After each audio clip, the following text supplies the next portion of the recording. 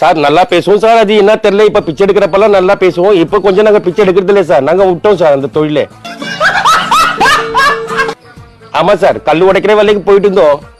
அங்க சம்பளம் ரொம்ப கம்மி தரான் சார், 50 ரூபா தரான் சார். அங்கே சார் நீ குடு சார், நான் பத்திரமா பாத்துக்கிறேன் சார், அதே கடை மாதிரி நான் பாத்துக்கிறேன் சார். ஆமா சார். சார் நீ பாப்பே சார், அந்த கடையே நான் ஒரு நாளைக்கு எழுதி வாங்குவேன் சார்.